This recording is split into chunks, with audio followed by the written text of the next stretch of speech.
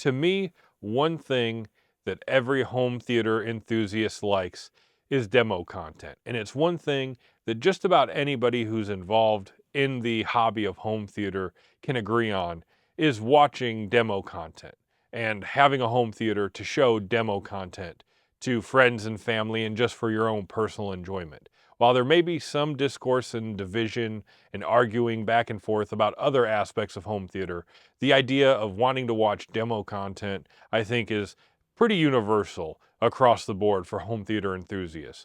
And in my opinion, you can find demo-worthy content and demo-worthy material in just about every physical media format and digital streaming format that you can get nowadays here in 2025. You don't have to have the most modern, latest and greatest kind of version of a film or a show to have demo-worthy material. And that is what this video is about here today. So in this video, I want to run you through 5 DVDs that I think are still demo-worthy and have demo-worthy content on them in 2025 and beyond. So here today, let's talk about some demo-worthy DVDs. So starting off this list is going to be one of the DVDs I have talked about previously on my channel, and that is the Apollo 13 15th anniversary DVD set. Now, not only is the standard 2-3-5-1 theatrical release of Apollo 13 demo-worthy in its own right, in my opinion, on this set, the one I want to focus in on, and it's the one I talked about before in a Why I Own It video, is the special edition that comes on the second disc of this 2-disc set. And that is the IMAX version that was redone and retooled for a specific IMAX release back in, I think it was in the 90s or early 2000s. And it has an expanded format, so it's in an IMAX format instead of the scope kind of format that the original film is in. So you get a little bit more picture quality across the screen, opened up vertically, which kind of helps with like the rocket ship and some of the scenes out in space. You just get more verticality in the image. But also this has a special IMAX audio mix that they made specifically for the IMAX release. And to my knowledge, as I mentioned in previous content about this, I believe this is the only release that you can find this specific IMAX audio and video presentation on. And so you really don't have it on any of the more modern Blu-ray and 4K releases, to my knowledge. And if someone knows otherwise, you can definitely leave a comment down below. But for me, this IMAX version is especially demo-worthy in your home theater. And this release, because it is a few generations old, can usually be found for relatively cheap, online, or you see it a lot, at least in my area, in like thrift stores and different like video stores that sell used media. You can usually find this out there pretty easily, and it's not going to break the bank to buy it. So I would highly recommend picking up the IMAX version on this 2-disc set of Apollo 13. So the first DVD I want to mention here on this list is the Apollo 13 15th anniversary DVD, which has more specifically the IMAX version of this film. Moving on to the second DVD on this list, this is also something I've talked about before. And up until earlier this year when I released my Star Wars Day video about the box set collector's edition Laserdisc of Star Wars, this film drew the most interest and most views of any video I had had up to that point on my channel, and it is still number 2, I believe, on my channel in terms of views. And this is the Jurassic Park special DTS release DVD. And as I mentioned back in that video that I posted very early on my channel, this is kind of a special release because not only did Jurassic Park typically get released during the DVD era with Dolby Digital audio, where this has a DTS mix, this is, by all accounts from what I can find online, a pretty similar, if almost identical port of the theatrical mix that was on the DTS Laserdisc that got ported over to a DVD release. And then subsequent releases past this, even if it had a DTS mix like on the Blu-ray and 4K releases, they've all been retooled audio mixes. So you have more like home use emphasis, like near field mixes, even if it's been upgraded to like 7.1 or Dolby Atmos or whatever on more modern releases. It's always been remixed for home use, so it's more of a near field mix. But this specific release that says DTS on it, and it's a very specific cover that you'll see here in the video, has, like I said, by all accounts, an almost spot on or pretty similar to the theatrical mix that was on the original DTS Laserdisc. Now, there is one kind of side note with this that I found kind of later on after I initially posted my video about this like a year or two ago, and I found some more info online. Some of the first run DVDs that had this DTS mix, you'd have to really look at the serial number that's on kind of the spindle part of the actual DVD, had reduced bass output because they were like, there's a malfunction or something with the actual processing. So if you have a first edition DTS DVD, which ultimately is the one I have here in my collection, you really aren't getting the full bass output that you would get on the DTS Laserdisc or on the second edition DTS DVD that came out. However, even having the kind of inferior bass output version of this DVD, this is still probably the most theatrically accurate DVD version you can get. And really, in terms of physical media, unless you get the DTS Laserdisc, this is probably the most accurate, more modern format for the DTS theatrical audio that you can find nowadays. And for me, this is, in terms of audio quality, because I've never listened to the DTS Laserdisc here in my home theater, the best presentation and my favorite presentation of this film, at least on the audio side. I think the picture side still leaves a little bit to be desired, but in terms of the audio, unless you have a DTS Laserdisc, I think this is definitely the way to go. So I would highly, highly recommend picking this up, especially if you can get the second edition DTS DVD that has the corrected bass response on it, and give that a run in your home theater. And I think you'll be pleasantly surprised with the audio performance. So number 2 on this list is the special DTS edition Jurassic Park DVD. Now moving on to number 3 on this list, this is also something I have talked about a little bit on my channel in different like videos here and there. And technically this is a 3-disc set of 3 films together, and you can take your pick out of any one of them, you know, to watch, but I'm going to kind of just group them together. But it's the mid-2000s DVD release of the original 3 Indiana Jones films.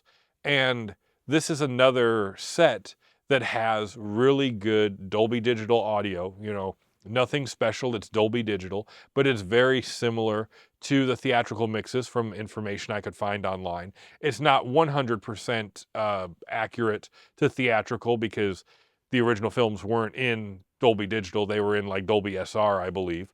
So they have been modified slightly, but this has what would be one of the most accurate theatrical-like mixes for these films on modern kind of physical media releases. Again, similar to the Jurassic Park I just mentioned, you may be able to get some of the original Laserdisc releases that would have a more accurate theatrical audio mix on there, but I've not had those and haven't been able to listen to those here in my home theater to say what I prefer out of that.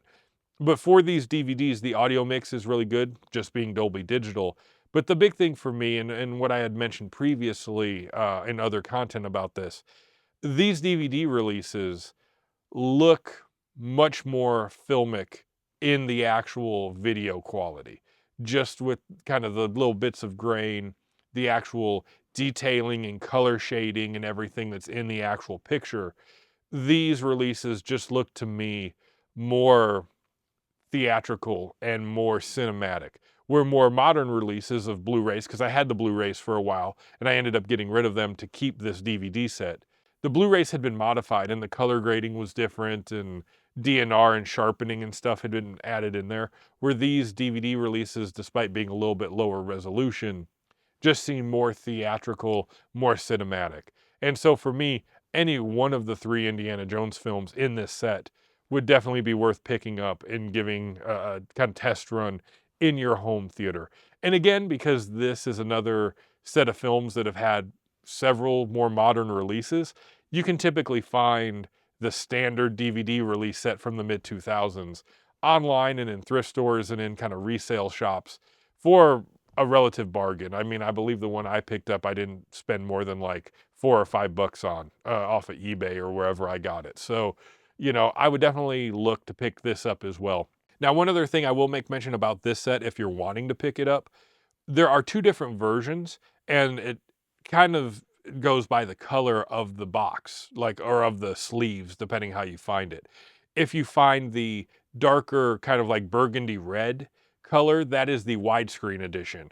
Where if you find a more lighter tan, grayish tan, yellowish gray tan kind of color, that is a full screen edition. And you're going to get more of the pan and scan VHS style video kind of aspect ratio on it, which there's nothing wrong with that if that's what you want. But for me, I would definitely seek out the widescreen edition because that's going to give you the traditional 2:3:5 to 1 aspect ratio, the scope aspect ratio for these films. So number 3 on this list, and if you can't pick up the entire set, if you just pick up any one of the original 3 films, that's fine, but I would definitely look to pick the setup, is this Indiana Jones trilogy set from the mid-2000s.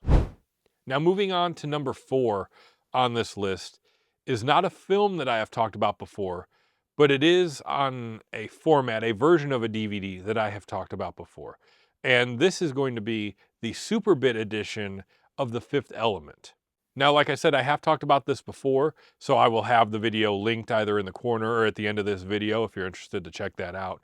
But kind of the nuts and bolts, the very basic idea of Superbit is that these DVDs, for the most part, there was a few releases that had them, but for the most part, kind of left out all of the special features and all the bonus content and all the extras and made it a very bare bones menu system and just maximize the space on the disc for the audio and video quality of the film. That's basically what Superbit in a nutshell kind of was. And it was supposed to have a little bit better encoding and read and write speeds and some other different stuff on there that I'm not going to get into. But to me, I still do like Superbit DVDs, and I have kind of a sub collection of Superbits. I like collecting Superbits because there's not a whole lot of Superbit DVDs out there in comparison to regular DVDs or Blu-rays or whatever. But I do enjoy it, and this film specifically, The Fifth Element, in my opinion, is one of the best Superbit transfers that you'll see on Superbit DVD, in my opinion. Out of all the like dozen or so that I have here, I think The Fifth Element is probably the best transfer out of all of them. Not only is the picture extremely film-like and extremely, in my opinion, almost high-def quality despite it being on DVD, and just very natural looking, but still having a lot of color and a lot of pop to the image. The audio track is also really good as well, not only in Dolby Digital, but also in the DTS mix that's on there. And it just, I don't know, to me, it's just the Superbit in general, but especially this film, just gives you that 90s nostalgic film feel to it, where everything just is presented in looks and feels and sounds like a 90s movie that you would have seen in the 90s in an actual theater kind of environment. So for me, again, Superbit DVDs in general, you know, you could probably pick up any number of Superbits and have demo quality kind of content there. But for me, the best that I have seen out of the collection of 12 or 15 Superbits that I have is this Fifth Element DVD. This Superbit DVD version, I think, is a really good bang for your buck option to pick up, and you can get it for pretty cheap online as well. You're not going to break the bank trying to find it online. And Superbits don't usually come up very often, at least in my area, in like thrift stores and stuff. So you may have to be kind of forced into buying it online. But again, I don't think you're going to break the bank trying to find this. But again, for me, I would pick this up, and I would advise a lot of people, give this a try. You know, if you can pick it up for a couple bucks online and just see how you like it and get on with this Superbit version in your home theater. So number 4 on my list is The Fifth Element on Superbit DVD. So now here at number 5, to round out this video and this list of DVD demo-worthy content, I have the special, I guess, I don't know if it's the director's cut or just a special collector's edition of Master and Commander on DVD. Now, this is another film, like everything else that's on this list, that has had more modern releases. I know it has a Blu-ray release, and it may have a 4K release. I'm not 100% sure on that. I'll have to do a little research before this video posts, but I know for a fact it had a Blu-ray release because I had the Blu-ray release, and then I ended up picking this DVD up at a thrift store, and to me, I like the DVD version a little bit better. And again, it's that idea, a little bit, I guess, of like a nostalgic feel. But for me, the picture quality on this DVD release, despite being a little bit lower resolution than a Blu-ray release like the one I had here, just looks more natural and filmic and cinematic for this film. And the audio quality is good too. I believe this one has a Dolby Digital. I don't know if this, I can't remember off the top of my head if this one has a DTS mix. I'll put it in here, you know, on what audio mixes it has. But even in the Dolby Digital mix that I listened to, this still has a lot of just like power to like the ship battles. It has a good score. It has mellow, quiet kind of moments. And like I said, the picture quality just looks more filmic and more cinematic to me on this DVD release. Now, I don't know for sure because I've never had the standalone single DVD. So I don't know if the single DVD has the same transfer as this version, but the special edition, which you'll see, comes in like a sleeve. It's in like a tannish kind of color. It looks like old parchment paper or like an old, you know, piece of paper that they would have written on at the time period of the film. That one is the one I have here, and it's, like I said, a really good representation to me. So rounding out this list at number 5 is Master and Commander as the special edition DVD release. Definitely leave a comment down below what you think about my 5 picks for this video. There's definitely more picks I could make, and maybe I'll do some more follow-up videos like this down the road. Leave some comments down below. Let me know what kind of DVDs you guys prefer in your home theater in terms of demo-worthy content if you have some, and maybe leave me some recommendations. I'll see if I can test some out, you know, here in my system if I can find some.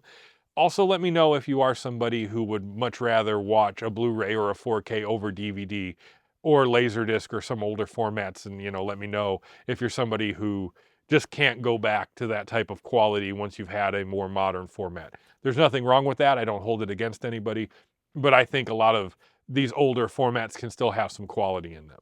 And of course, like all us YouTubers like to say, if you enjoy the content here today, definitely consider liking and subscribing. I really do appreciate it. I want to say thank you to everybody who has liked and subscribed to the channel. I say it in every video. I really do appreciate you guys, and I wouldn't be here doing this here if it wasn't for you. So with that, we're going to end the video here today. Be on the lookout for more content. I'm probably going to do another 1 or 2 of these videos going forward here in the near future of some Blu-rays that I think are demo worthy. I don't know if I'll do 4Ks because I only have a handful of them, so I probably would only talk about the like handful that I have. But I'm definitely going to do maybe some more DVDs, definitely do another Blu-ray one, some like off-branded Blu-rays that maybe aren't the most common ones that people talk about. But, you know, do some more of these here in the near future. But with that, I'm done talking here today. Thank you again to everyone, and I will see you the next time in the next video right here on Secondhand Home Theater. I'll see you then.